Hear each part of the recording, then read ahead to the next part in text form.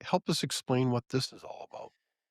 Well, look, so what we're told, one of these myths of immigration is that historically we have had an average of 1% in terms of immigration every year. And so, what the Carney government currently is taking that to mean is that we should have permanent resident levels set at 1%. And so 1% of the population that is. And so that's why they've set it a little bit lower at 380,000 per year, but roughly speaking, that's about 1% of our total population. And so the reason they tell us is that Canada has always had an average of 1% per year. But if you actually look at a timeline like this, what you see is right from it starts at a little bit before Confederation, you had very little immigration, and then you see dips and rises. And you see, for example, at the end of the 1800s and the beginning of the 1900s, you see this huge spike. And this was particularly uh, because we were trying to settle the Western prairies and so that we could forestall American annexation, essentially. So we wanted to settle these prairies. And we brought in a lot of Eastern Europeans. The immigration minister Clifford Sifton at the time called them stalwart peasants in sheepskin coats. And he's and so it was a very intentional periodic burst of immigration. And then you see it stop. And then probably the best illustration is in the 1930s during the Great Depression, right in the middle of that graph. You can see that it has essentially dipped to 0 for,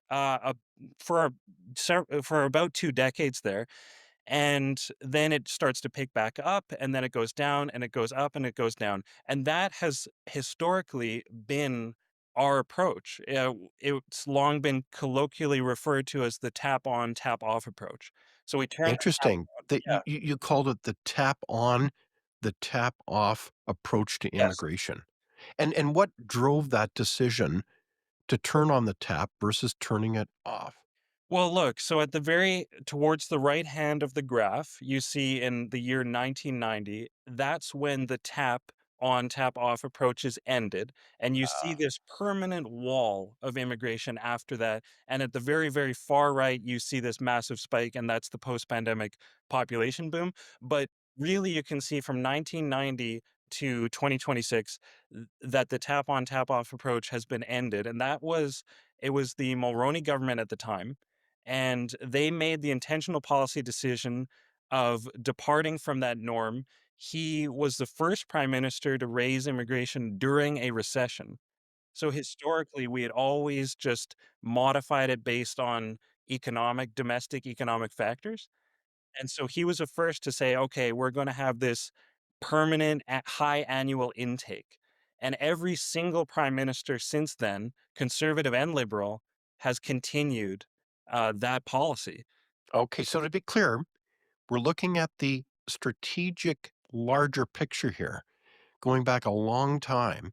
And, you can see then that 1990 was a significant departure from the historical norms around immigration, where there was a so-called tap on, tap off approach and a constant kind of throttling up of immigration.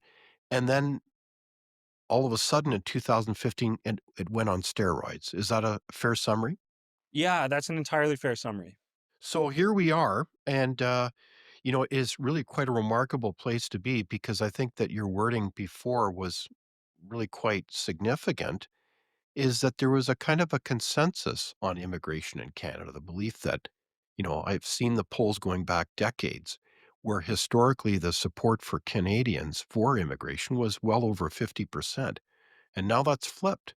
And that's really what in your mind has really driven that flip of opinion where most Canadians now don't see immigration as a plus?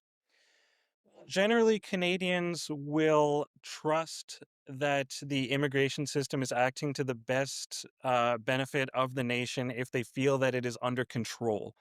I think control is the key word in terms of Canadian public opinion on immigration. Whenever the public senses that it has lost control of the policy and that control of the policy has been relegated to special interest groups who have their own private financial or political reasons for increasing immigration, that is when the public tends to have this outpouring of criticism. And you've seen that in different times in the last few decades, but it's especially pronounced now. And I think in large part it's this sense that the business lobby within Canada has been using our immigration system to solve their own labor woes, essentially.